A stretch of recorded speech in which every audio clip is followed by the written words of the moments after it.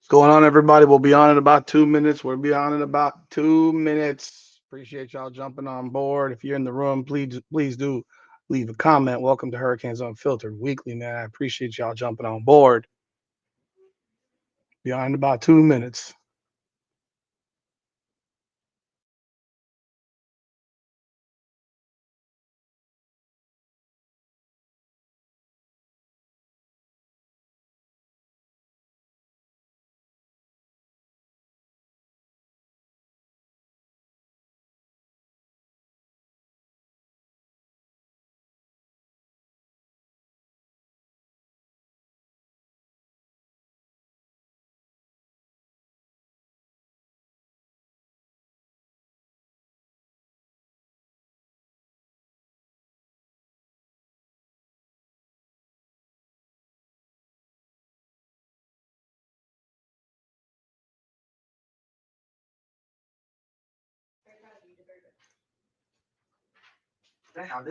What's going on? What's going on? What's going on, everybody? What's going on? It's your boy Rudy Rodriguez Show Mott here with another edition of Hurricanes Unfiltered Weekly, powered by Come On Now, the podcast. Once again, I'm your host, Rudy Rodriguez Show Mott. If you're in the room, please do leave a comment. If you're in on Facebook or Twitter, X Space, please do jump on board over here and make sure you follow us on those different platforms. Appreciate everyone jumping on board this evening for this. Is this the third episode of Hurricanes Unfiltered? I think it is, man. We're 3 weeks in on this weekly programming, and I appreciate y'all jumping on board with me. Probably be here for about 60 to 90 minutes, talking everything Miami Hurricanes, and let's look at the college football landscape at the same time. Yeah, man. It's if you haven't done so yet, hit that subscribe button and like the video. We're gonna jump on in this thing, man, because obviously we are now a few days removed from the Miami Hurricanes Louisville Cardinals game, as Louisville beat Miami 24-21 in a game that obviously most of us are still probably fairly shocked about, disappointed, I'm sure, disgusted, I'm sure. And I've dropped my videos for it. I'm trying to not be a dead horse on this topic, but I do think that it's critical in nature for people to really dissect what's happening here with the Miami Hurricanes. And I mean, I've had some comments where people said, "Hey, man, don't be negative. Or you sound angry." Well, I'm not. If I sound angry, I mean, I don't know how you sound when you're upset about losing, but I mean, people are getting into fist fights in the stadium, and I'm not getting into fist fights over a football game. Just letting you know. So I'll never get into a fist fight over a football game. That shit's just not that important to me. Definitely not that important to get into a fist fight and risk going to jail for. Definitely not. But you know, am I upset? Absolutely. And if you're not upset, then you're not a real fan to me. I don't know how you cannot be upset about that performance. I don't know how you cannot be disgusted with that performance. We got through the gauntlet of our schedule unscathed, and here we are going to losing to Louisville, and then losing the way we did on top of that is rather disappointing. So you should be upset. You should be angry. But am I angry in my speech? Do what? Because do I sound like this? Y'all haven't heard me rant then, man. You see, that's one thing people haven't heard me do yet. Y'all haven't truly heard me rant. You might want to check out some of my WNBA footage because that's when I go off the cuff, bro. That's when I've gotten real rant, you know, gotten that rant energy in me. So haven't done that yet. Everything I said for the most part for the first 5 weeks of the season coming into the Louisville game was very, very positive. But what you're never gonna get from me is you're not gonna get the BS, man. You're not gonna get that nonsense. I'm only gonna, you know, glaze them for success, but I'm not gonna criticize for failure. I'm absolutely gonna criticize for failure. And that's part of the problem is that, you know, this mentality of you can't criticize somebody. Well, that's literally what podcasts are built for. They're literally about criticism. Large majority, they're either comedy, educational, or criticism. I mean, it's just what it is. Most television shows. Do you think people get ratings because you think sports shows get ratings based on everyone being nice? No, they get ratings based on everyone debating and running their mouths back and forth. Criticism. Can you imagine right now what's happening in New York City after the New York Giants blew the game they blew yesterday to the Denver Broncos? I mean, are you kidding me? If you didn't see that game, Denver wins 33-32, scores 33 points in the fourth quarter, and wins 33-32. Like, you've got to be kidding me, man.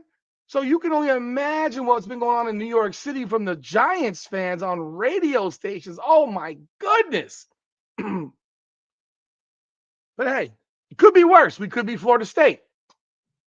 We could have lost our fourth straight game and lost at Stanford and lost our quarterback. That didn't happen. So obviously, there are good things that are still here. The Canes are only dropping number 9 in the polls, which is actually higher than I expected it to be. I thought they would drop further into the polls based on history of how they treat the Miami Hurricanes and the ACC. Georgia Tech jumped up to 7th in the polls, so you have two top 10 teams in the ACC, which is actually pretty damn good. You had multiple teams lose in the top 10. You had Miami lose, you had Ole Miss lose, you had LSU lose, and you had who was the Texas Tech lose. Now Texas Tech dropped out of the top 10. Let's see here the rankings right now. Of course, you have Ohio State at number 1, you have Indiana number 2, and Texas A&M 3. By the way, they only won by 3 points. Alabama 4, Georgia 5, Oregon 6, Georgia Tech 7, Ole Miss 8. I don't. Of course, why is Ole Miss ranked ahead of Miami? Because they're the SEC. Because they were up 9 going into the fourth and got outscored 17-0 in the fourth quarter against Georgia. Miami's 9, Vandy 10, up BYU 11, Notre Dame 12, Oklahoma 13, Texas Tech 14, Missouri 15, Virginia 16, Tennessee 17, South Florida 18, Louisville 19, LSU 20, Cincinnati 21, Texas is now at 22, Illinois 23, Arizona State 24, and Michigan 25. Those are your rankings. Welcome aboard, B Savage and Duke. Appreciate y'all jumping on board. I look. I don't think that anyone in these polls are beyond possibility of being upset. Heck, I'll tell you right now, Indiana's going to play against UCLA, and UCLA has won 3 straight games since getting their new coach. So hey, who knows what happens then? Now, the question that you have there, B Savage, what is with Mario leaving games in halves with timeouts? Bro, you're preaching to the choir. Like, I mean, my goodness, you are preaching to the choir. I was losing my mind at the end of the first half when he allowed 40 seconds to run off the clock and keep Louisville's offense on there at 4th and 2. It was crazy to me. You make Louisville make a decision. Make Louisville make a decision. It makes no sense to have 3 timeouts and not use one to make those guys make a decision. They were gonna punt. They were never gonna go for it. They were never gonna go for it. They were not gonna put themselves in the position of getting stuffed. Miami being at the 50, going down the field, putting a touchdown on the board, and then Miami getting the ball to start the second half. That would have been catastrophic and a massive mistake. So I don't know why he didn't call a timeout there, but that's what Mario Cristobal does. And he went to halftime with 3 timeouts in his pocket. He did much of the same stuff at the end of the game where he didn't call timeouts. He's letting just clock run off. He's just letting seconds run off the clock. I don't understand it. I'll never understand it. And it just makes no sense to me when you have time. Like, here's the thing. And this is my mentality. I am not concerned in this game. Maybe in other games I might be. But in this particular game, I am not concerned about the fact of what Louisville could do if Miami scores a touchdown to take the lead.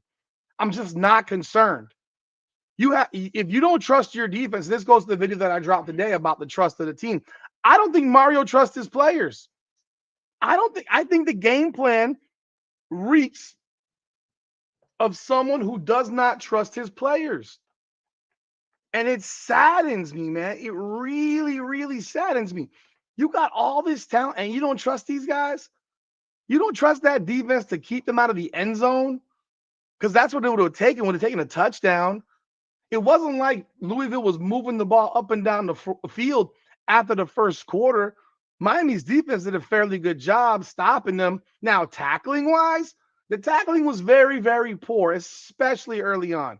Very poor tackling. The worst tackling that I've seen of this team this year. By far the worst performance defensively this team has had. But even so, they only gave up 24 points. Like, I never in my wildest dreams thought that Miami would have 21 at the end of this game. I figured, okay, they got 24. Miami's going to score 38. Miami's going to score. But Miami's not doing anything to score. They're this bland and vanilla game plan offensively. It's just ridiculous to watch. Run the ball into the back of a bunch of linemen. Don't go outside. Don't go off tackle. Don't misdirect. Don't go sweeps. No tosses. Nothing.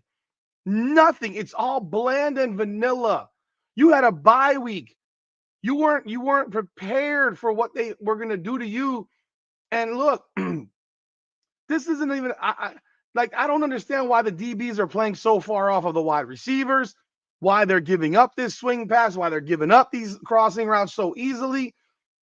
It was just a really shitty performance, and I don't believe Mario trusts his guys. I would love to see him trust his guys and let these guys play football.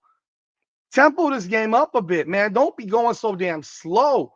Death by 1,000 cuts only works if you can run the football. And they weren't able to run the football because they're not doing anything out of the ordinary. They're doing the same bland vanilla shit. And now teams are stuffing the box and daring them to throw it. And if you throw it, cool, but you have to run routes that make it possible to throw it. I don't see Miami running crazy passing routes. I don't see anything that gets Carson Beck out of the pocket ever. Here's the comment I see right here. Miami got 2.5 receivers they can trust. That's not good enough. That's not a playoff team. Ohio State got multiple receivers. Okay, I'm going to say this. Tell me the receivers that Ohio State trusts. Tell me the receivers that Ohio State trusts, and I'm going to let you know what the truth is. Ohio State got 2.5 receivers also. Ohio State is 7-0 right now. They got their third best receiver has 20 catches. I just want to put it out there for you. And he's not a wide receiver. He's a tight end. Their best receiver is Jeremiah Smith. We know that. Their second best receiver is Carnell Tate. We know that. After that, their next best pass catcher is a tight end. And then after that, it's a running back. Their fifth best pass catcher is a wide receiver, and that's Brandon Innes, who has 14 catches in 7 games. So I would disagree with that. Miami doesn't pass the ball to running backs out of the backfield enough. Miami has no tight end. That is the glaring hole right now. Miami doesn't have a tight end. I'm telling you right now, they don't have a tight end. You got Elijah Lofton, who can't block. You got Alex Bauman, who largely can't catch and run. And I'm not being mean. I'm being real. Bauman had 1 catch. Lofton had 1 catch. And Miami couldn't run the ball. So tell me exactly what those guys are doing for this team right now. Not a whole lot. The JoJo Trader deal, I'm not in practice, man. I can't speak on what's going on there. So, I mean, people can speculate, people can give opinions and thoughts and so forth. But I'd like to think that they're watching this guy in practice and they're seeing that he's not doing something and it's a problem. I'm going to spec because I can't imagine that you're going to sit this guy just to sit him. I don't know why Joshua Moore is not playing. I find that interesting because he played well versus South Florida, and he's largely been invisible since then. Tony Johnson, the same thing. So, but again, when I'm looking at Ohio State's numbers, you got 2 wide receivers, and the rest of those guys are not wide receivers. In fact, after Brandon Innes, then they have a tight end, a running back before the next wide receiver. So I don't think they really trust their tight ends either. They're wide receivers either outside of the first 2.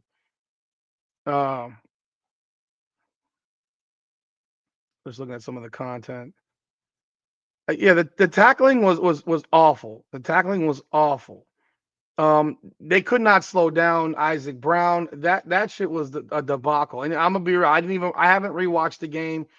I wanted to rewatch it before I did this so I could count all the missed tackles. I heard on a podcast 28 missed tackles. 28 missed tackles. That's ridiculous. I don't think I saw 5 missed tackles in like 5 games. I'm serious. I don't remember seeing 5 missed tackles in 5 games. I saw more than that in the first possession of the game against Louisville, just on Isaac Brown. You know, OJ Frederick in the first half was horrid. Second half, he played better. First half, he was awful. He was absolutely dreadful in that game. Just looking at y'all comments right now. I agree with this completely. On the crossing routes, you're playing 10 yards off the ball. How do you stop that? You can't stop it. Like this goes back to trusting your players. You got to tell them you're going to play 3 yards off the ball, 4 yards off. You got to jam these dudes off the ball. They can't come off free. They're coming off free.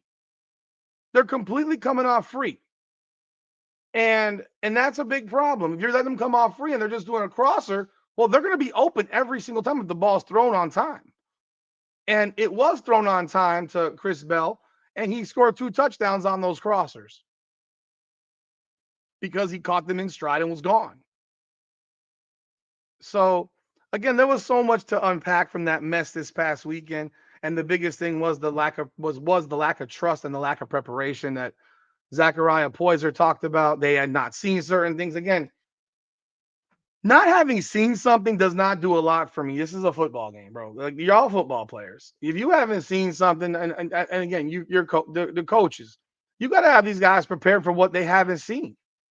You have to have them prepared for what they haven't seen. And I give Heatherman credit. I listened to his press conference today. I mean, he's accountable, man. And after the first 2 drives, yes, Miami played relatively well, but those first 2 drives were literally the ball game. They were literally the ball game. 14 points in 2 drives, and that was it. Scored 10 points the rest of the way. Problem is, Miami didn't score for shit. Miami could not establish a run. Miami has nothing there's no adjustment ever that we're seeing week to week in terms of the Miami game plan. You're not seeing it. And after a few games of watching the Hurricanes gash people on the ground, FSU started it up by saying, no, that's not going to happen. We're going to jam the box, and you got to throw it. And Louisville did the exact same thing. And I'm telling you right now, you're going to see the exact same thing this Saturday night against Stanford. And every game thereafter, until Miami starts changing up that rushing attack and starts actually doing things to make people think, to make people wonder, oh, are they going to run the ball outside? Or are they just going to run the ball into the back of 5 big dudes? Because if we have 8 guys in the box, they're not going to be able to run the ball because you're just running the ball into someone's backside. It's hard to break open holes when you're going 5-on-8. It's really, really difficult. And I don't blame the offensive line. I don't expect those guys to create holes when they're going 5-on-8. But when you bring guys on, traps, pulling guards, pulling tackles, I mean, that changes the game. Our guards and tackles do not pull. Our center does not pull. We don't do any of that shit. It's just straight ahead blocking. Watch them play. It's straight ahead blocking. I've never seen anything like it. Never seen anything like it. I have concerns about every game because until I see a change in the offense, that's an issue. That's the issue. It ain't the defense. Look, man. Defense wasn't great on Saturday. Miami still should have won the game. And it had nothing to do with the final possession. Miami still should have won that game. Miami still should have scored more than 30 points against that team. They still should have. People are mad at Carson Beck. I'm going to be real with you. I'm not. The first pick that he threw, I thought that was a great throw. It probably hung a bit much. That's all. Because Malachi Tony was open by 3 yards. I don't care if he was triple covered. He wasn't triple covered. He had beaten those guys down the field. He was open. The ball was there. And then he got tackled around the ankles as the ball's coming down before the ball came down. And then the guy comes over from that far side and he makes that pick. And that was a great play. I really believe that was a great play. Now, if you look at the rest of the picks, the second pick was probably the one that people could really get on Carson Beck about. And everyone's so quick to say, oh, you got the dump offs, you have these guys open in the flat, whatever the fuck it is. That's fine. They were. But if he was looking downfield, he didn't see those guys. He didn't see those guys. But okay, the second one was the worst one he made by far. The third one, the left guard completely whiffed on his block, and Carson Beck was going to get planted. He had to let go of it immediately. And yeah, he just tossed it up because other than that, he gets sacked and you're still punting the ball. You're still going to punt the ball. Or was it, I don't even know if it was fourth down. I don't recall. But you're going to punt the ball otherwise if he gets sacked. So, and then on top of that, that's when the mass exodus to the parking lot started. And everyone ran to the parking lot. And I'm disgusted with that crap. Them non-ass fans running to the parking lot 24-13. 24-13 running to the parking lot. We just watched the Denver Broncos score 33 points in the fourth quarter against the New York Giants. This is the NFL. And you're sitting here running to the parking lot in an 11-point game. I'm sorry. I watched the freaking Texas Tech game against Arizona State. I watched Texas Tech come back from 12 points down in a 2-minute period. And then watched Arizona State come back and score in the final minute to win the game. And then saw Texas Tech almost win the game on a Hail Mary at the last play of the game. You can't walk out on your team like that, bro. That shit's whack. And one play later, Keelan Scott forces a fumble on Isaac Brown. Zachariah Poison recovers, goes back to the 12-yard line. And one play later, Malachi Tony's in the end zone, and it's a 3-point game. And y'all walked out. Like, y'all the Miami Heat from 2011 walking out on that team, on the Miami Heat when, down 5 with 30 seconds left. Like, where are you going to go? Are you that hard up to beat traffic? Are you that hard up to beat traffic? It really, really irritates me. Are you that hard up to beat traffic? And look, we had a shot. And on that final drive with the timeouts, we're not using them. We're letting clock run. Mario's afraid to throw the ball down the middle, afraid to have Dawson throw the ball down the middle of the field. And I'm not meaning for 50 yards. I'm talking about 10, 15, 20 yards. Like you're only going on the outside on swing passes. And even on that final play, like Elijah Lofton doesn't know what the fuck he's doing. He doesn't know what he's doing. That route was horrible. And Mario called it out and Carson Beck called it out. Elijah Lofton ran the wrong route. That's why that ball got picked. He ran the wrong route on a hot read. Not complicated. Could you sit here and say, yeah, you wish Carson Beck didn't throw it? Yeah, sure. But he ran the wrong route on a hot read. At what point do other guys take responsibility? I mean, Carson Beck can only own so much of it. He can only own so much of it. And he does own his shit. He said, I got to play better. He said it. He owns it. But God, dog, if you're supposed to be right there and I throw it right there and you're not there, like that's on you. And it costs us a game. But that goes back to we have no tight ends. We have no tight ends, and that's a big problem. I would like to see if Miami looks at some backup linebacker. I'm actually really serious about this. I would like to see if they look at some backup linebacker and see if one of these guys can catch a football and block. And see if maybe one of these guys can play tight end, because the guys that we have at tight end can't play tight end. Otherwise, go with 6 linemen, man, for all I care. Because right now, you're playing minus a pass catcher or a run blocker, depending on which guy you have out there. It really is becoming glaring with that position, especially.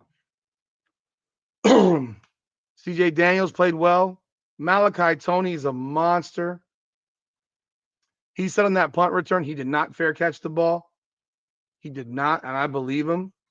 It looked like he did that type of thing. Or maybe he was thinking about doing it, and he's like, I'm not going to do it. But the referee said that it was, you can't fake it. I'm not sure. I mean, that's probably what they were saying. But Malachi Tony said he didn't fair catch the ball. And I'll tell you what, I think he had a big hole, which is why he didn't fair catch it. He saw a big gaping hole to the right and probably would have been gone. That kid's incredible. However, there has to be some other options for Carson Beck. Would I like to see JoJo Trader play? Absolutely. Do I want to see Tony Johnson play? Yes. Do I want to see Joshua Moore play? Yes. I want to see all of that. I agree the linebackers weren't communicating. I have concerns about the linebacker play too because they didn't play well. They didn't play well. They didn't play well. I'm just looking at y'all comments. Oh God. I mean, all game long. All game long. All game long, Stuart, man. Appreciate y'all. Appreciate you jumping on board. Mario's a good recruiter. We've been saying this forever. Like, I'm not going to critique the man's recruiting because he is a great recruiter. Again, like I said, we cannot view every time someone criticizes something as being negative because when you critique something, you critique it to hope that it gets better. When someone tells me, oh, well, move on to the next game, well, I'm sorry. If we don't fix what we did in this game, it's going to carry over to the next game. And while, yes, we have no control over that, we can still talk about it. I'm sure they're talking about it. That's how sports are. It doesn't just jump right over. This isn't basketball or baseball. It doesn't jump right over to the next game because we still got 5 days before that game. We still have 5 days before we play Stanford. And we are going to talk about Stanford tonight for sure. But if I'm going to put out look, part of the YouTube content world is that you got to put out content every day or close to every day. And I am pretty consistent with that. But I can't put out 5 videos on the Hurricanes that are content, real content, the day of the game or the day after the game. That's just first of all, it's a lot of work. And then it's just too much. So I save it over a few days. Will I be talking about this last week's game tomorrow? No. Tomorrow's content will be talking about Stanford and moving forward. Because, yes, we do need to move forward, but we have to hope that this team makes a point to correct these mistakes because these mistakes are not just from Louisville. These mistakes were made versus Florida State as well. The penalties now are getting out of control. We went from being a tremendously disciplined roster to being tremendously undisciplined. I'm floored at how undisciplined Miami has become over a 3-week period. I mean, I don't know how y'all feel about that, but I don't know if y'all seen that. But we go with 13 penalties against FSU, 9 more penalties in this game. Yo, at what point? I mean, we got to be towards the bottom of the list when it comes to penalties as a team. I'm not sure what we are, but we're probably not very good. Let me see if I can find where we are right now for penalties for college football teams. Right now,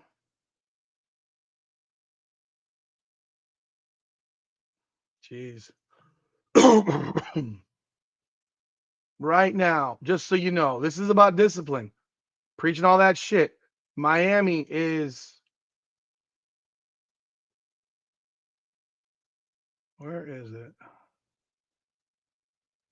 Miami is tied for 85th in penalties committed. 47 penalties. And 22 were in the last 2 games. We are in the bottom third in penalties in the country.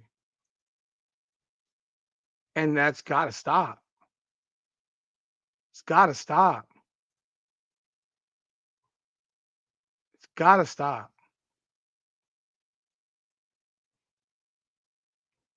Which pick went right through the receiver's hands? Was it the second pick? Because the third pick didn't go through anybody's hands. The third pick was thrown right to a Louisville player. Because the first, it could only be the second pick because the first pick, Malachi Tony got tackled on. The second pick was the one that went to the wide receiver up top. So I don't know, was that the pick? Because the third pick it went right to a Louisville guy. It didn't go through anybody's hands. Yeah, college football didn't, Yeah. Hey, you know what, Stuart? I'll take it where I can get it because there's penalties called today in football that I don't even understand anymore. I really don't. Hell, we got away with one in that game where they called a crackback blindside block on us on Louisville, and the guy did not touch our dude. I mean, he basically just jumped in front of him, and his back was to the guy. It wasn't. That was a horrible call. Horrible call. I I, I agree that college football getting rid of the stop clock after the first down slowed the game down. Well, has it slowed the game down or has it shortened the game? It shortened possessions. But at the same time, uh, possessions shortening also have to do with how you play defense and how long your drives are.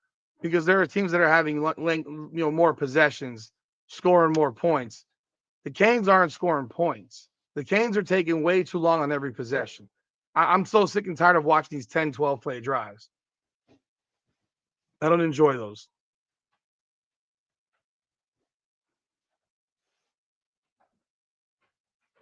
Hey, if you think that, I mean, hell, well, here's my problem with that. Take the ball to start the game. I always want the ball. I generally want the ball to start the game. I don't like giving the ball up. I don't care about that halftime crap. I want the ball. You score first. You put the pressure on the other team. It's that simple. And the last two games, Miami's won the toss, given the ball to Florida State, given the ball to Louisville, and both teams went right down the field and scored. And in the case of Louisville, scored a touchdown and then got the ball right back because of a stupid Francis Magoa penalty and scored immediately thereafter going 14 nothing. And I don't know why I don't think the defense not being deep. I mean, I don't know that it's not that deep. That defense has been fantastic. So that defense has been fantastic. The fact of the matter is you have to play guys besides your starters on defense. But we act like players in college can't play 50, 60 plays a game. NFL players, there's only 53 man rosters in the NFL. Don't know why we act like college players can't go 50, 60, 70 snaps. I don't know.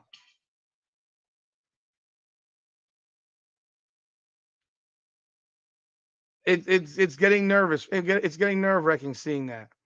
So, that's what it is. That, thankfully the Canes are ranked number 9 in the country. They're ranked number well, look, you paid Carson Beck what you paid him. Going into that game, he was playing really, really well. So, if you want to pick and choose what to complain about, go for it. I'm not going to stop you. So I'm not going to blame him for the mistakes that his teammates make. I'm not going to blame him for a clear pass interference that they didn't call that allowed that pick to happen. I'm not going to blame him for all that shit. I'm just not. He's been a very good leader for this team. No one had a problem when he led the team right down the field to win the game against Notre Dame. No one had a problem with it.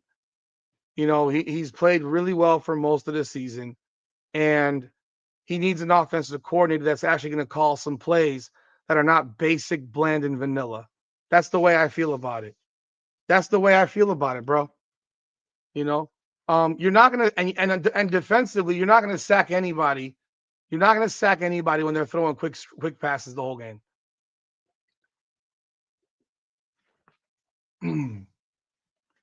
So here we got. We're ranked ninth.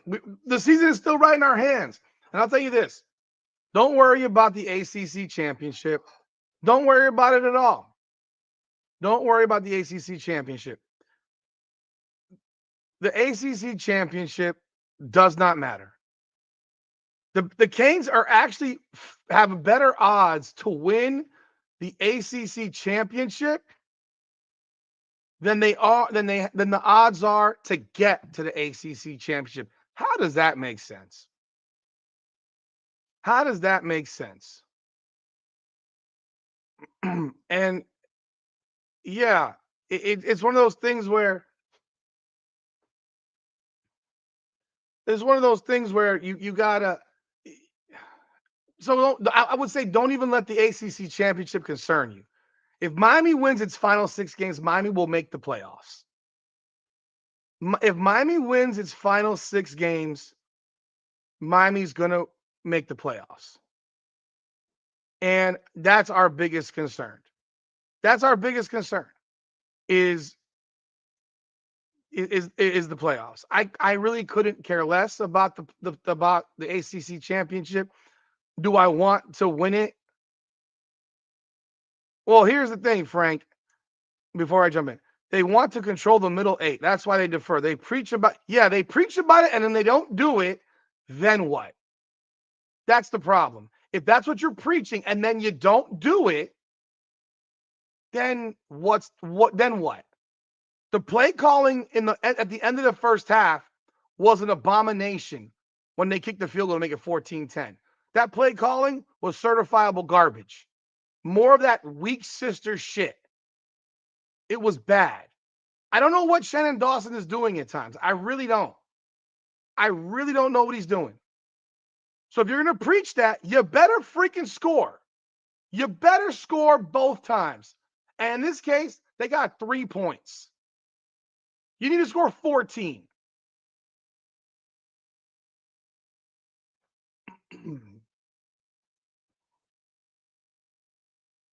Again, but you have to actually get there to make those odds make sense. So if those odds I kicks against Florida State, I mean, mad nervous too. Those odds right there, I understand what you're saying, but they're weird because you have to get there first. And the reality is, I don't care about the ACC championship at this point. I really don't.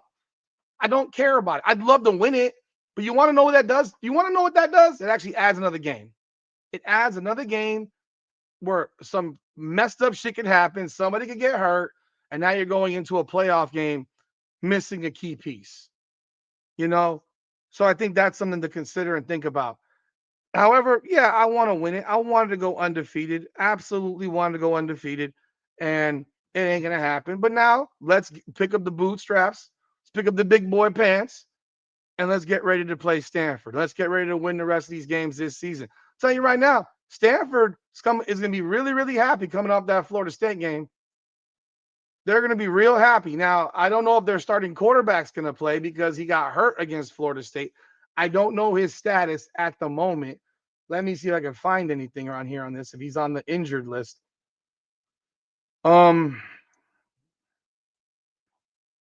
Right. I don't see an injury report right now on ESPN.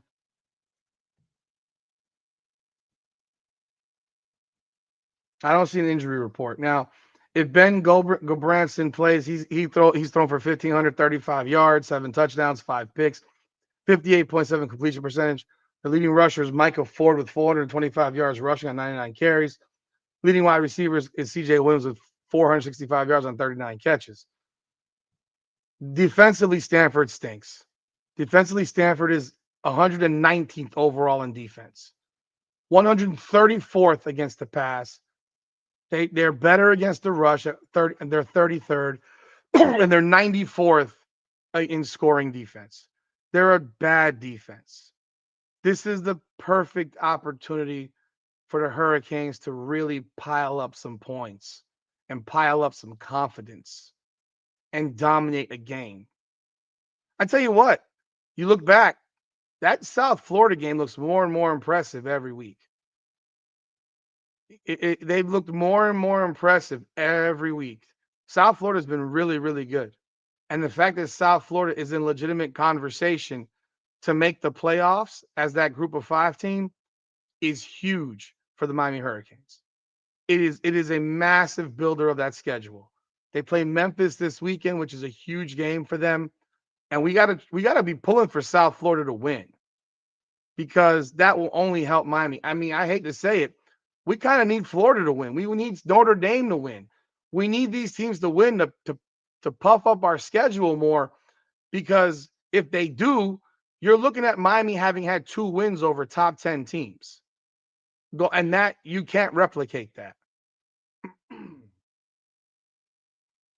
Does it really mean that much against a crap Stanford team? I think confidence matters. This is my opinion. I think rebuilding confidence matters. Miami got gut punched this past week, man. They took a gut punch and it knocked them out. They got knocked out this week. Now they got to get their asses back up, and we got to see an offensive line that blocks again, Carson Beck find his shit again and not again. You're playing a team with a horrible pass defense, so Carson Beck is going to have opportunities, a lot of opportunities. And I want to see Carson Beck be allowed to throw the football, man. I really do. I want to see this guy be able to throw the football and not be just relegated to throwing swing passes. And you notice that Miami doesn't run screen passes, running back screens. They run wide receiver screens, which is the one play that I fucking hate. I hate wide receiver screens. Hate them. I want some running back screens. Why don't they run any screens to the running backs? Does anyone notice that as well? You got to dominate this game. Miami's a 30-point favorite over Stanford. 30-point favorite. Defensively, Miami is still ranked number 15 overall, 12th in scoring, 14th against the rush, 42nd against the pass. But I don't think they have a bad pass defense. I don't.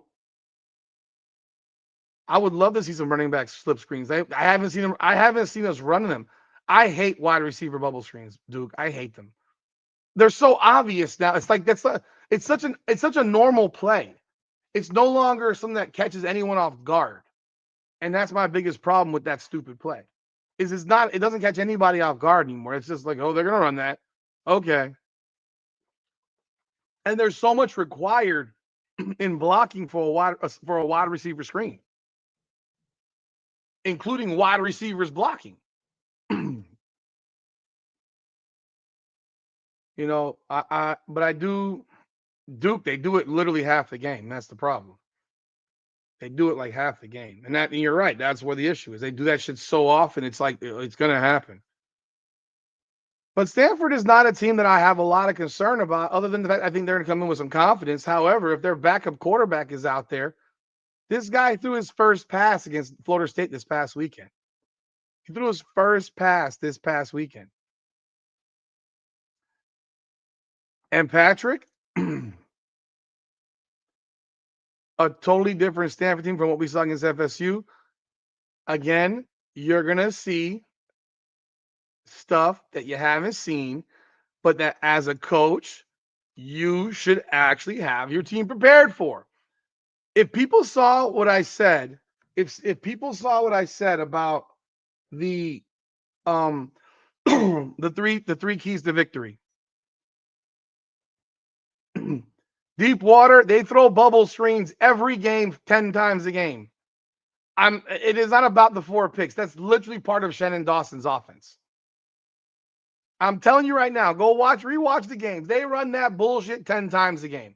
It doesn't matter if you threw the picks. They run that bullshit 10 times a game. They ran that shit versus Florida State. They ran it versus South Florida. They ran it against Notre Dame. They run it all year.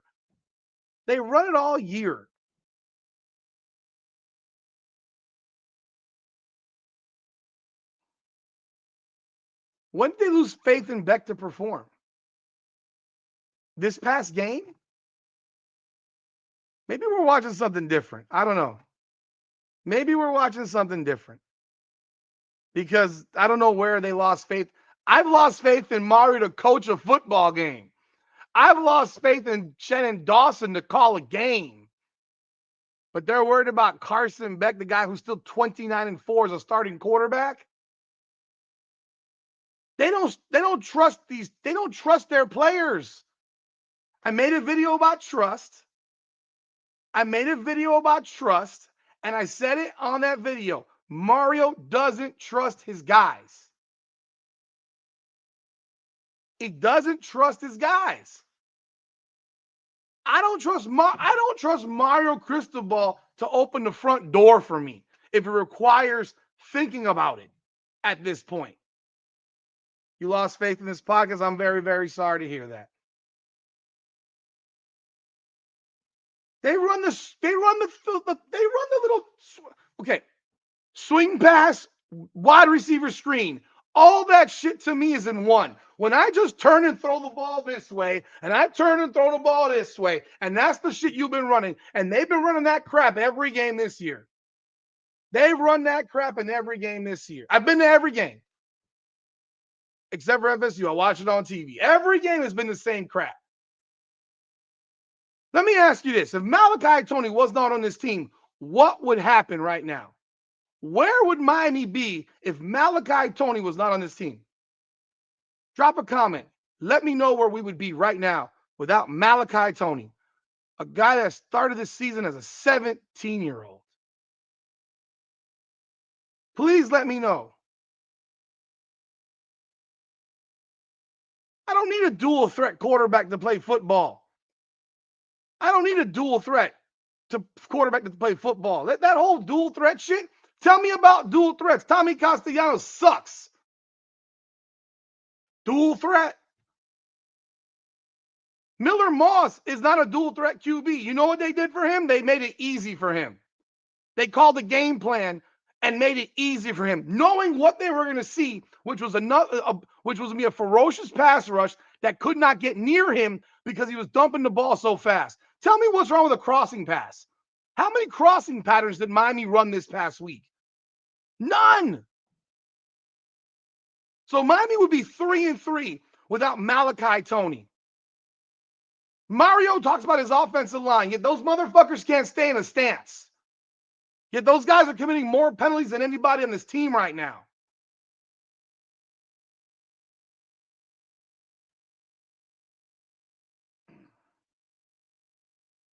Hey, deep water, I'm not going to argue that. Cut the check for Lane Kiffin. It ain't going to happen.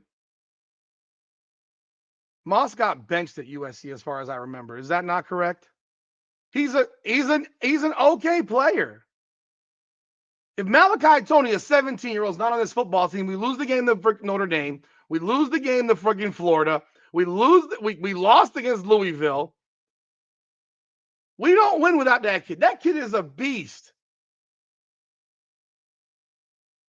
That kid is a beast.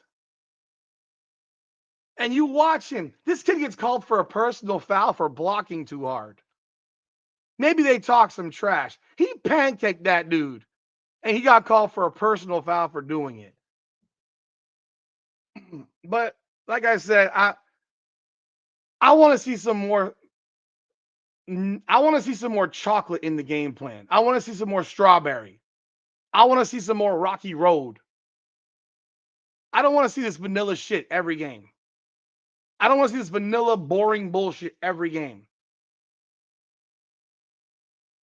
And I'm never going to question Mario Cristobal's ability to recruit.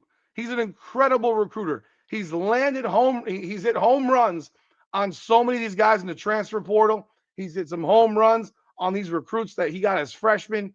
Can't argue it. He's done an amazing job in that regard. But in-game coaching, it remains a major problem. And after the game, he says that, we all got out, coach. We all got to execute. Yeah, you're right. You're right. You're right. Again,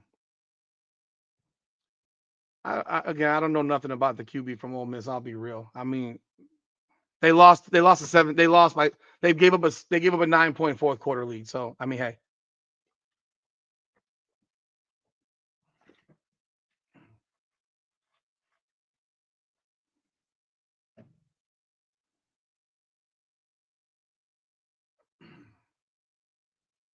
I think Miami wins over Stanford rather easily. I'll be real. I think the players themselves are going. No, he's balled out. I've seen the QB play. I don't know anything about him from before he got to Ole Miss, was my point. He also showed me that he wasn't the smartest quarterback earlier this season when he ran out of bounds in a late game situation where he got lucky because he ran out of bounds. I don't know if you saw the game. It was early this year. He ran out of bounds on a third down play to stop the clock late in the game.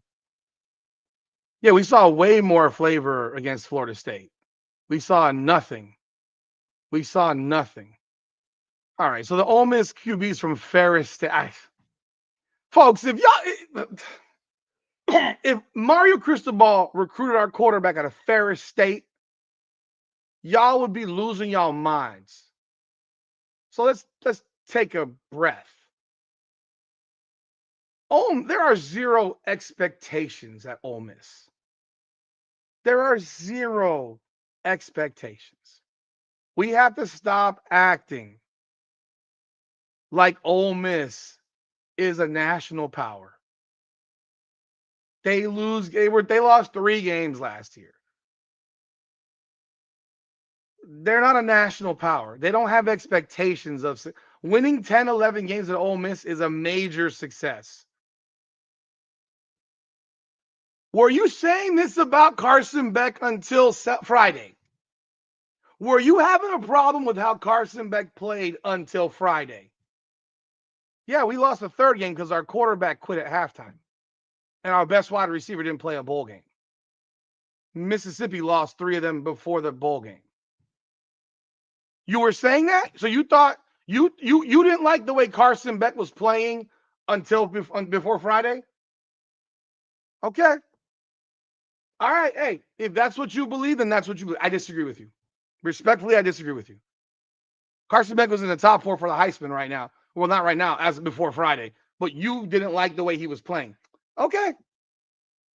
There's another guy who had a really weak arm that played for Miami. His name is Ken Dorsey, if you recall. He threw lollipops. And I love me some Ken Dorsey. Okay, you're using one game. 4 of them were in one game. Before the one game, see, you're playing the recency you're playing the recency card. If you want to play that card, you're more than welcome to play it. Going into that game, he was one of his numbers were among the best. He was being regarded as number 1 or number 2 or 3, 4 in the Heisman race. So that means that a lot of people disagree with you. So hey. Missouri wins 9 games, they're ecstatic. 10 games, they're ecstatic. There's a different level of expectation here at Miami. Oregon losing to Indiana? Are you kidding? Yeah, Oregon looked like trash in that game. I don't know if you watched it. Indiana dog walked them. In Indiana, see,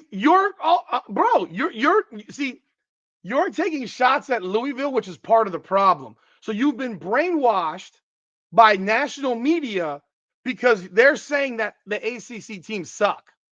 They've said that forever. When did Oregon become so great? How many national championships has Oregon won?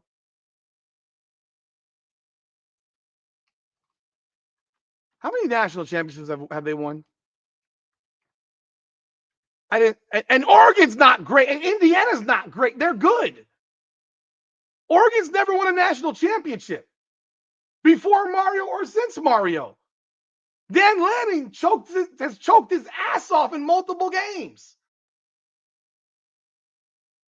Oregon lost to Indiana on its home field by 10 in a game that wasn't that close, in my opinion. Indiana dog walked their ass. Oregon's only win this year is against Penn State. And at the time, people thought that was a real win. And it wasn't worth shit. And I didn't think it was worth shit when it happened. I didn't think that win was worth dog shit. Oregon ain't beat nobody this year. And I didn't say Louisville's great. They're good. But making it seem like they suck is ridiculous. Virginia's a good team. Georgia Tech's a good team. Louisville's a good team. Those are good teams. I'm going to tell you right now, there's not a great team in college football. Do you think Ohio State's great? Okay, I'm full of shit. Okay. All right, bro. I'm full of shit. How many Oregon national championships have they won? I mean, you just brought up Indiana. Indiana was nobody 2 years ago. You think there's expectations that Indiana to win a national championship? They're ecstatic that they won 11 games last year or 12 games or whatever it was. And they'll be ecstatic again if they make the playoffs again. All right, bro. What point are you making? What is your point? What is your point? Miami lost to a solid Louisville team that I believe Miami should have dog walked. Yeah, I believe they should have dog walked them. Absolutely, I believe that. No, Mario ain't won since he's been here, and I would have fired Mario 2 years ago.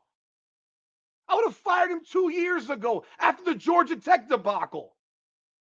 I would have fired him after the Georgia Tech game when he freaking went for it on 4th down. Sorry, what was it? On third, when he instead of putting his knee down, he runs the ball and Don Cheney fumbles it. I would have fired him the next day.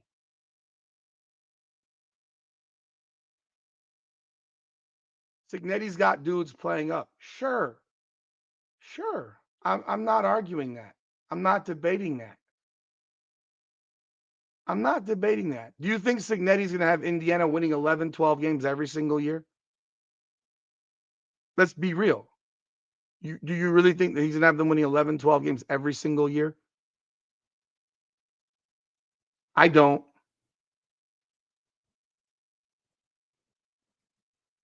Mario's not going anywhere. Mario Cristobal is not going to get fired. He's not going to get fired after winning 10 games last year. He's not going to get fired this year, regardless of what the season ends up like. The Canes are going to win 10, 11 games this year, more than likely. They should make the now. If they don't make the playoffs, that's a problem. That's a problem. But let's not act like fucking Kirk Signetti is the cure for cancer. Indiana's the hot chick right now in the building, the hot chick in the club. She's the hot chick in the club, which is why Indiana just broke him off a massive 8-year extension so that Penn State couldn't hire him. I'm not sipping Kool-Aid. I'm very, very critical. I literally made a video saying that the man doesn't trust his players. I made a video yesterday that he's failed his players. How am I sipping Kool-Aid? Did you see him?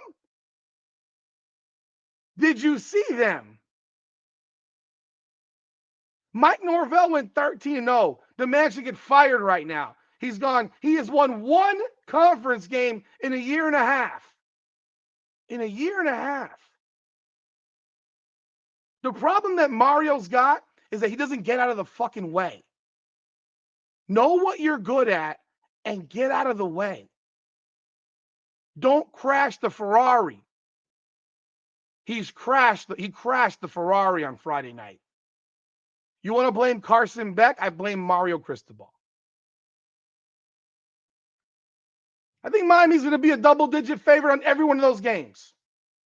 They're going to be a double-digit favorite against SMU, NC State, and Pitt. And it's going to be tough. I agree, B. Savage. I agree. It's going to be tough. And you know what people are going to sit here and do? They're going to degrade these teams and say they're not very good. They're going to degrade them. Because you know what's going to happen? There's going to be two teams from the SEC that likely make this fucking playoff with 2, potentially 3 losses. Potentially 3 losses. And they're going to sit here and say, oh, well, that team was ranked. Well, how do teams get ranked when you rank the entire conference before the season starts and there's 13 SEC teams ranked? Something ridiculous like that. Yeah. And you know what? Oregon was a favorite over Indiana and lost on its home field.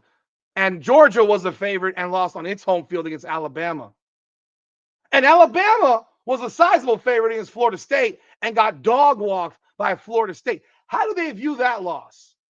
Tell me, what's the worst loss now since you're really going in it on it deep water? What is the worst loss right now? Miami to Louisville or Alabama to Florida State? Let me know which one. I want to hear your comment. Again, ACC is always super weak. ACC's got 3 top 20 teams now. Great. They lost them all. Oh, bowl games. I'm talking about national championships. I don't care about bowl games. I care about national championships. Yeah, and they lost to Florida State. And you believe all those teams are top 15, right? Why do you believe those are top 15 level teams? You believe they're top 15 teams because they've been ranked that way by the fucking media who's manipulated everybody. They manipulate you. They make you think these teams are good. Do you watch these teams play? And Duke is a Bama fan here saying that. There's no one on earth that would sit here and say that Miami's loss to Louisville is a worse loss than Bama getting drugged by Florida State. I don't care who Florida State beat. Who Bama beat. I don't care. They lost to FSU by 14.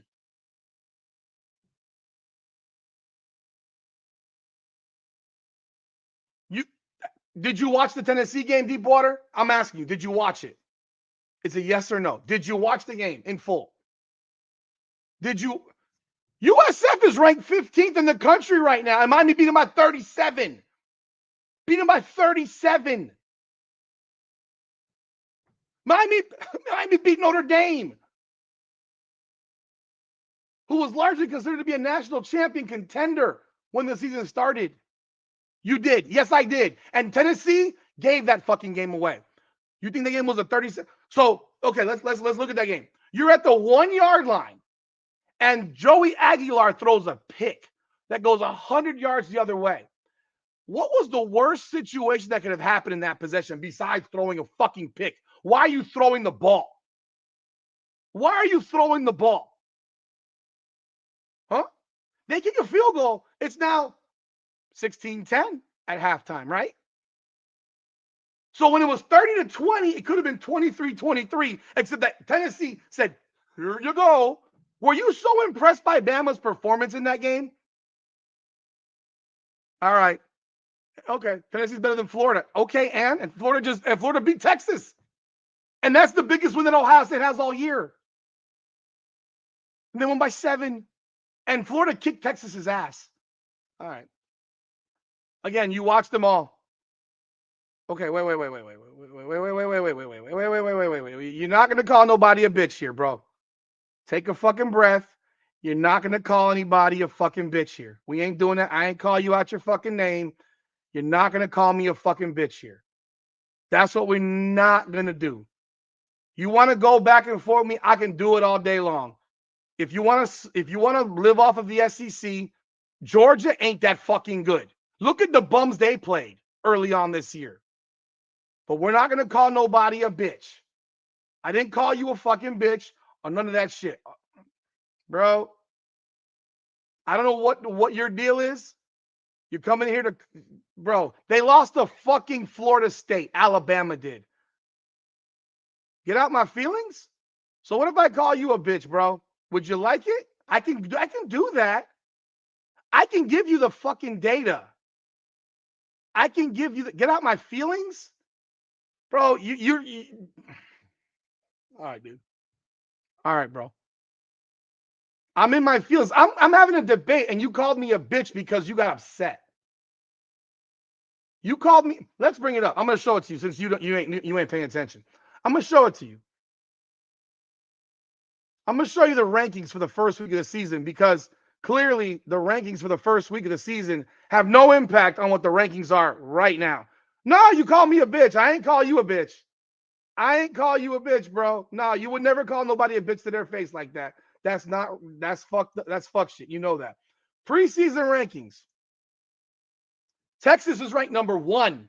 1. Based on what? What? Arch Manning? Arch Manning? Texas was ranked number 1. You know who was ranked 4th? Clemson. You know who was ranked 5th? Georgia. Alabama 8th. LSU 9th. LSU, you think they're good too? They were ranked 10th as of last week. South Carolina was 13th. Florida was 15th. Oklahoma 18th.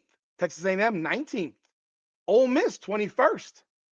Tennessee 24th. So you got 1, 2, 3, 4, 5, 6, 7, 8, 9, 10 SEC teams ranked in the top 25.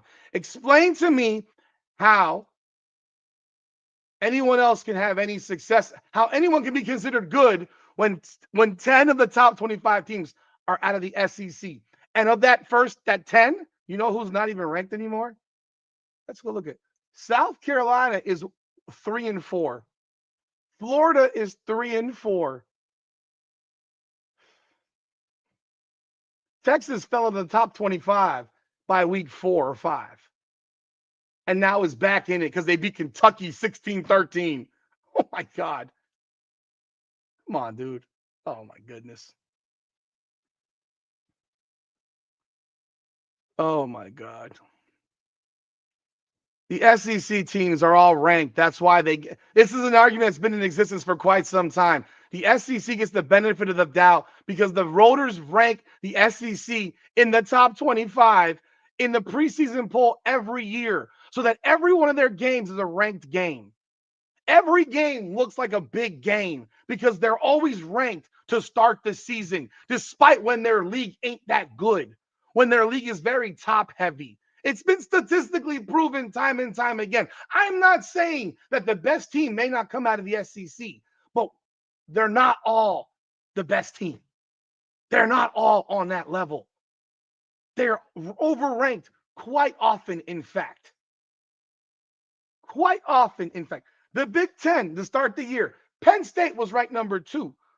Penn State ain't won a game in a month, but they started the season ranked number 2. Ohio State 3, Oregon 7, that's 3. Illinois 12. When did Illinois become a power? Michigan 14, that's 5. Indiana's 20, that's 6.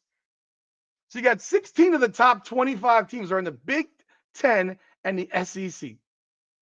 So let's talk about how these teams are already given the benefit of the doubt before the season begins. The ACC had Clemson, which I never thought was a good team to begin with because I think Kate Klubnik is trash, and I've said it before. Miami, SMU, and that's it. That's it. So every ACC team has to go be 6-1 or 7-0 to get ranked. To get ranked. Look at Louisville, 6-1 and 5-1 are ranked 19th. They're ranked one spot ahead of LSU. You know who their Louisville's loss was to? Virginia. Virginia has one loss. Their loss was to NC State. Illinois is 5-2 now. Arizona State's 5-2. Michigan's 5-2. Tennessee's 5-2. But yet they're ranked ahead of Louisville. They just got beat by 17 by Alabama. Who else did Tennessee lose to? Georgia, 44-40. So let's see who Tennessee's beaten. They have a win over Arkansas, Mississippi State, UAB, East Texas. What is that? East Tennessee State, and Syracuse. But they're ranked 17th. They don't have a win over nothing. Syracuse ain't very good. Mm-hmm. I think Miami, if Miami doesn't run the table, they're going to be left out of the playoffs. So, because that's how it rolls when it comes to the ACC. The ACC doesn't get benefit of the doubt. But the SEC will have 4 teams in that bitch. And I guarantee you 3 of them have 2 losses. Tennessee should have lost to Arkansas. Tennessee should have lost to Mississippi State. I know.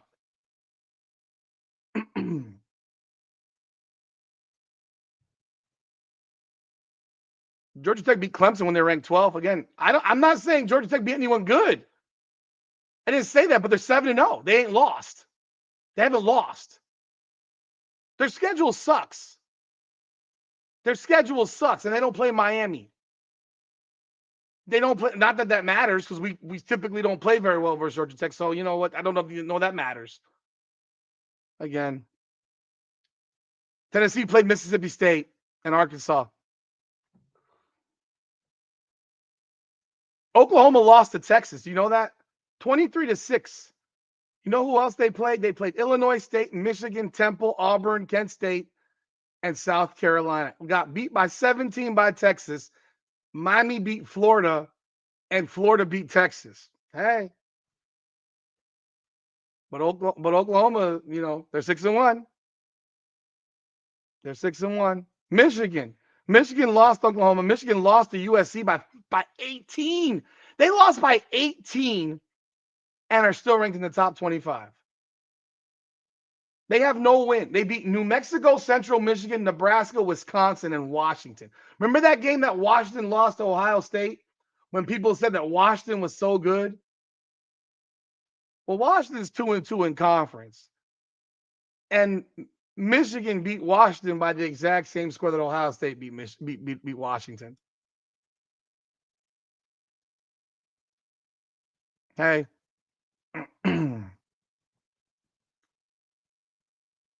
I think Georgia Tech will make the I think Georgia Tech will probably make the ACC championship because their schedule is powder puff. It's powder puff. Their toughest game probably is NC State, and they have Pitt. They have NC State, and they got Pitt at NC State versus Pitt. Those are not going to be easy games. The Georgia game doesn't mean shit in terms of the ACC championship, but I'll tell you this: if they lose to Georgia at home, then they're at home. If they lose to Georgia, and I want them to beat Georgia, I'll be real. I want them to smash Georgia. If they beat Georgia, but if they lose to Georgia and then they lose the ACC championship, Georgia Tech will not make the tournament. They won't make the playoff. They will not make the playoffs. Mark it down. I said it today, October 20th. If Georgia Tech loses to Georgia and then loses in the ACC championship to whoever, they will not make the playoffs. If Miami goes 11-1, Miami will make the playoffs whether they fucking get to the ACC championship or not. It was proven by the rankings right now. It's been proven by what a lot of the ESPN people are even saying, because USF being ranked in the top, what are they ranked? 15th now? USF being a playoff team will be humongous for Miami. Notre Dame continuing to win will be humongous for Miami. There won't be many teams that can say they beat two playoff teams. There won't be many teams that can say that. Now, the other team is Virginia. I'm not so worried about SMU because Miami has to play SMU. Miami has to play Pitt. Miami beats Pitt. Miami beats SMU. I'm not worried about that. If they don't win, then that's on them. Miami has to do their job. They matter, dude. I know you don't want to believe it. Them CFP rankings are very, very well watched, the rankings of the AP and coaches. They do. They absolutely do. Virginia has to play North Carolina, Cal, Wake, Duke, and Va-Tech. That's podunk as well. The toughest games are probably going to be at Cal and versus Wake and at Duke. Could they lose one of those? They could. I don't think Virginia is a great team. The Louisville game they really could have lost. Really could have lost. They look like trash versus Washington State, and that's not a conference game. They lost to NC State. That doesn't count as a conference game, unfortunately. The AP rankings typically look exactly like the CFP. So, I mean, not if I say so, it's what it is. It's what it is. The rankings look very, very similar. I'm telling, like, it's. God Almighty. Let's look. Let's look. I'll do this again.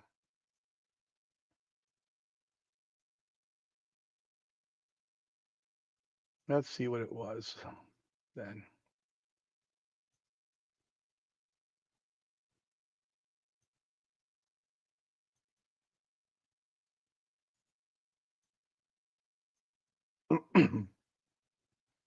The Miami Hurricanes in week 15. Week 16 were ranked 15th in the AP poll. 15th in the AP poll. And in the college football playoff ranking, they were ranked 13th. They were actually ranked higher in the college football rankings than they were by the AP. This is a fact. They were actually ranked higher in the the playoff ranking at 13 over the AP poll where they ranked 15th. Going into the week 15, Miami was the number 12 team, remember, behind Alabama, and they weren't going to make it because a group of 5 team was going to get in there. And that same week, Miami was ranked 14th in the AP poll. So the CFP actually gave Miami a boost. The AP, these two things rather mirror each other. They rather mirror each other. I mean, I don't know what you want me to tell you. Alabama was ranked 11th in the AP poll in that same ranking. And I don't think missing the playoff. I don't think missing the ACC championship is that big of a deal. If they go 6-0 the rest of the way, they win all their games. Miami will be a top 5 seed. Mark it down. It's going to be stressful because they're going to stress us out. Yeah, Stuart. Obviously, this whole conference situation where you have all these conference teams. Shadow, I'm not going to be shocked either. Let it be known. After what we saw last week, I won't be shocked either. Miami should win those games, though. Miami is the better team on paper. Just make the playoffs. I don't care about the ACC championship. I don't care about it. I won't be shocked. Do I think they will lose one of those games? No, I don't. But I wouldn't be shocked because we saw what happened. We saw what happened. And I think Miami wins out. Exactly. Thank you, Frank. Ohio State lost to Michigan, didn't go to the Big Ten title game, makes the playoffs, wins the national championship. The year before that, Ohio State wouldn't even been in the playoff because it was only 4 teams. They wouldn't have even made the thing. So losing to Michigan, a 7-5 Michigan team on their home field seemingly had no impact on them.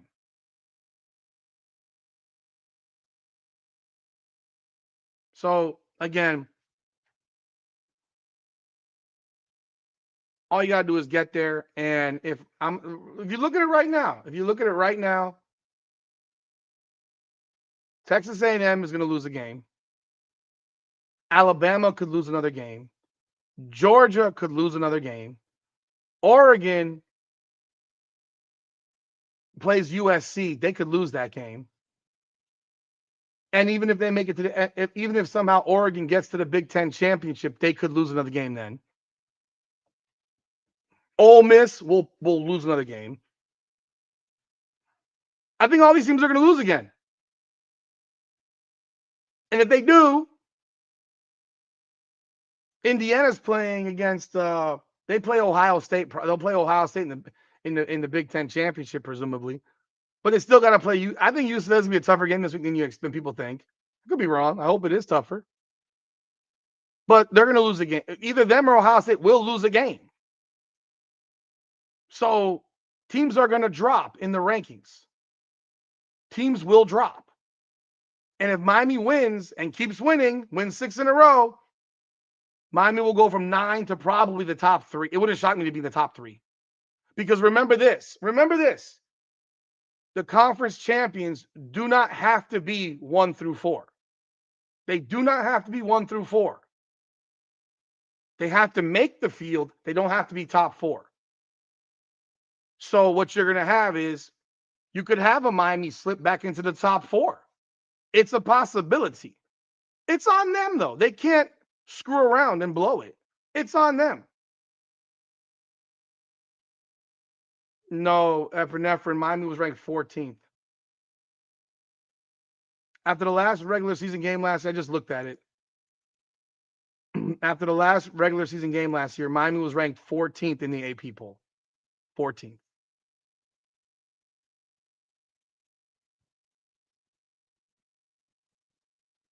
Just win. You win, you're going to be up in the top 4, more than likely. You can find your way back into the top 4, in fact, realistically. And if you win and you do your job, you win convincingly, you handle your business. But, all of us have the same thoughts. Please, Mario, don't screw it up. Please, Mario, do not screw it up. Because here's the thing. Here's the reality of the situation regardless. If Miami is at the very least, an 8-seed or higher, if they're an 8-seed or higher, they're going to host on December 20th, 19th, 20th, because apparently there's a scheduling conflict with some soccer game. I don't understand what the hell the Hard Rock is doing. Like Miami could play a home game. If Miami better not be going to Orlando for a home playoff game. So they could play a home playoff game on the 20th. And then again, the next game will probably be back at home again because they want to make these things geographically make sense. So Miami probably ends up in the Orange Bowl. So you have that possibility of playing 3 games at the Hard Rock. Yeah, there's a soccer game, some soccer event that the Hard Rock has scheduled for the 20th of December. So, bro, Duke, don't even get me started on that shit, bro. I get to that stadium and I don't want to hear this Friday night football thing where people are losing their minds. I don't want to hear that crap. That stuff is weak, sister shit. It's weak. Like let's be real. You have a Friday night game. Leave your job at 4 o'clock on a Friday. No one's bothering you about that shit. Leave at 4 o'clock on a Friday. Get to the damn stadium before 7. Get to the stadium before 7 and be sitting in the damn seats when the game kicks off. No, there were 15,000 empty seats. Miami's not a college town. So, I mean, it's not, there's nothing to do with the college town. It's to do with leave your job early and get to the damn game. Like, get to the game. Like, be on time. And for fuck's sakes, at the 8-minute mark, when I watched all those motherfuckers leave, I lost my shit. Leaving with 8 minutes to go in the game. There was a completely empty section. There were empty sections all over the place when that game started. And then at the end, in the final 8 minutes, there were empty sections again in the upper deck because they all went home. They went home. And Miami had a chance to win the game, and these people went home. Like that gnaws me, man. Don't sit here and call yourself some great fan, and then you leave the game with 8 minutes left. That's weak as hell. It's weak as hell. Shit pisses me off. Like, are you in that much of a rush? You went to the game. Is there some concert that you're not going to get to at 11 o'clock at night? No, there isn't. You went to a football game. Stay to the end of the damn football game.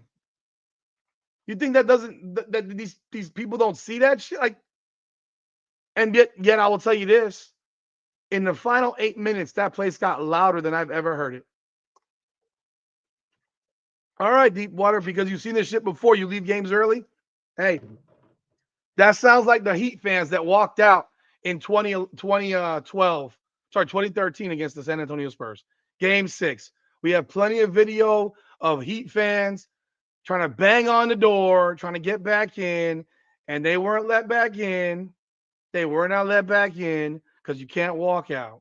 And the Heat win the game, go on to Game 7, and win the NBA championship. And that happened. That absolutely happened. I've seen plenty of things before. Why am I leaving a game early? I paid for tickets. Again, what is the rush? Can I get paid? What does that mean? Well, again, what is the rush? Where are you going? I'm not in my feelings. Like, bro, you tripping, bro. I don't know what your deal is, homie. I don't know what your deal is. If you're a fan that walks out of a game early, you're a pussy to me. You're a bitch ass motherfucker to me. Anybody that walks out of a game early with 8 minutes to go and less than a two-score game or less, you're a bitch ass motherfucker to me. You're a bitch ass. We just watched the New York Giants lose 30. We just watched Denver score 33 points in the fourth quarter of an NFL game and beat the Giants 33-32. And we sitting here talking about people leaving games with 8 minutes to go with an 11-point game. 11-point games get blown every fucking weekend in the NFL. Every weekend in college football. And you're walking out with 8 minutes to go. And your team is ranked number 2 in the country. You're whack. You're whack. You're whack. Fans that do that are whack. And if you're one of them, you're whack too. I don't even know who Deepwater is. I thought you were cool. Then I don't know what your deal is, bro. Were you at the game? Did you leave early? You're a bitch ass if you leave early. Were you at the game? If you were at the game, did you leave early, homie? So you hate Mario, you hate this, you hate that, you hate. Then why are you watching? No one's forcing you to do so. You can critique, you can complain, all that good stuff. You have that right to do it. But then if you hate it so much, why are you going? I'm not a super fan. I'm not a super fan. I'm a Hurricanes fan. Am I wearing my face painted? No. Am I wearing costumes? No. Am I wearing full football gear? No. I'm not. Bye. Get out of here. I'm done. I'm not going to keep going back for this fucking idiot. Oh my God. My God. I'm not dealing with this deep water guy. Bye. He's gone. Yo, people, I don't know who this guy is. If y'all know him from another chat, let me know because I don't know if this guy does this shit. I mean, this dude is literally fucking just trying to dominate a chat. We can debate. We can go back and forth. But he started off calling me a bitch early on. I don't know him. He acts real tough. He's probably a 21-year-old fucking idiot. And I mean, at a certain point, enough already. Enough already. Enough. I'd never leave games early. I'm gonna tell you when I left the game early. Y'all want to know when I left the game early? Last season at Virginia Tech, my 9-year-old started complaining of a headache halfway through the fourth quarter. So you didn't leave. Did you leave early or did you stay? Did you leave or did you stay? You stayed, I presume. I presume you stayed because, yeah, that's definitely a valuable lesson.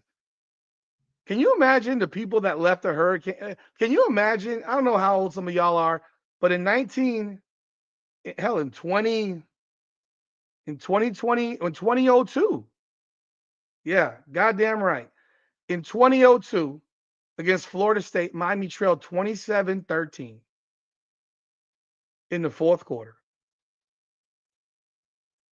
Nobody left that game. Nobody left that game. People were passing the fuck out. Nobody left that game. 2002, Florida State. And we win that game 28-27. Like, look, if you are an elderly person, I'm not talking about them. I'm not talking about elderly people. I'm not talking about people that might have medical conditions and shit like that. First off, if you have a medical condition, I don't know why you even had a football game. But because it could be dangerous. I'm not sure. But I'm not talking about situations like that. I left 1997. I was in Tallahassee. I was actually a Florida State student. Yes, I went to Florida State for a year and a half as a student. 1997. Miami's down 30-0 at the end of 3. I went home. I went home. I shit you not. I went home. I went to sleep. I woke up, saw that we lost 47-0. I left that game early. But 24-13, your team is ranked in the number 2 in the nation. And I mean, I just can't understand it. I don't understand it. I stayed Miami Heat against Dallas in the finals in 11, game 6. I watched Dallas get the trophy, make their speeches, the whole nine. I didn't leave the finals early because the Heat were getting fucking drug. I just I don't get why this is a Miami thing, bro. Now I'm sure other people do it too, but it's disheartening for me to see that because a play later we were down 24-21. One play. Well, I'm sorry, 2 plays. 2 plays later was 24-21. So, I applaud people who stay to the end. I applaud people who do that because end of the day, where are you rushing off to? There's traffic. You're not getting out of the Hard Rock. That place is a nightmare. That place is an absolute nightmare to get out of. That place is even last year before I started doing the podcast on the team. and doing stuff on the team, I never left the game early. I left at the end of the game. I would stand, I would literally sit in my seats probably for 15, 20 minutes because it would allow some of the parking lot to clear out. I don't like there's no the traffic at the stadium is a nightmare. Like you can leave 8 minutes early and you're still gonna be stuck in traffic because everybody's leaving with you. It's crazy. It's crazy. This week on tap around college football. You got UCLA is going to Indiana at 12. By the way, why the hell is Miami playing Stanford at 7? God almighty. Um, UCLA is playing Indiana at 12. Syracuse at Georgia Tech at 12. The big game of the week, I would say, probably is this Ole Miss game versus Oklahoma, 8 versus 13. Right here, one of these teams is going to eliminate the other from the playoffs. Ole Miss could go from being ranked 4th to being ranked 15th or 16th on Saturday in 2 weeks. In 2 weeks, they can be out of the conversation. UVA travels to North Carolina. Maybe Bill Belichick can figure something out and learn how to win a football game. It is a home game for North Carolina. I'd love to see North Carolina pull off the upset and knock off Virginia. USF against Memphis at 12 is a big game for that conference. I really want USF to win that game. Alabama travels to South Carolina, 3:30. Oh, I'm a diehard Hurricane fan. I would wear my Hurricane gear all the time up in Tallahassee. No, it was all the time. We could have played at 3:30. It'd be a 12 noon game in Stanford.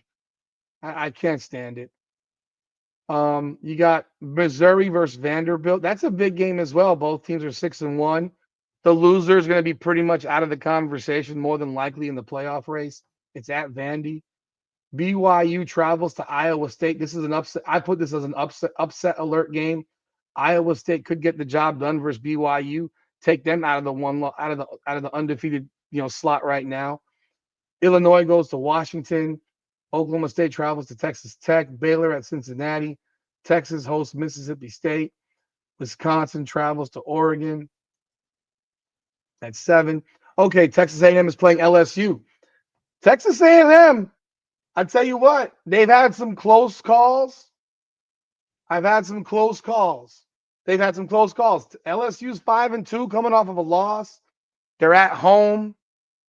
You could very well see an upset here and LSU knock off Texas A&M, and it's getting all messy again. Like this stuff is going to get messy. Boston College goes to Louisville. Louisville better not lose that game. And Michigan hosts Michigan State. Tennessee goes to Kentucky. Houston at Arizona State. And that's your schedule for the top 25. So you have a couple of big SEC games that are going to have major implications this weekend. And I think that the loser in both of those games is probably going to be knocked out of the conversation for a chance at the college football playoff. That's my guess. And again, right there, if Mississippi loses, Miami wins, Miami moves up. Miami moves up. Let's go Syracuse. Let's go Syracuse. Take out Georgia Tech for us. Unfortunately, their quarterback got hurt this year earlier against Clemson, and he's out for the year. So probably not going to happen. But anyhow, I enjoyed myself tonight, folks. I appreciate y'all jumping on board. I thank y'all all. Duke, Epinephrine, Patrick, Lester, Frank, Stuart, Alex, even Deepwater 1301. He's not here now. I had to bump him because I'm not going to be getting caught. Continue to have the cussing coming at me. That is not going to happen. We don't do that shit here. Mason, again, everybody who jumped on board this evening, man, I appreciate y'all comments. I appreciate y'all interest. Brian, Shadow. Let's see if I miss anybody else here. Anyone on Facebook or X, appreciate y'all being here. Thank you. Way Weary. Thank you. Be Savage. Again, thank all y'all for jumping on board, man. Be sure to check out all the content. If you haven't done so yet, hit the like button, man. I appreciate that. And Continue to check out all the content we got here on Hurricanes Unfiltered. We'll have more stuff the rest of the week, so please check it out. Rob Dukes, appreciate you jumping on board. And yeah, comment on all the videos, man. Let me know y'all thoughts. I appreciate y'all. God bless, man. This is Hurricanes Unfiltered, powered by Come On Now, the podcast. Come on now.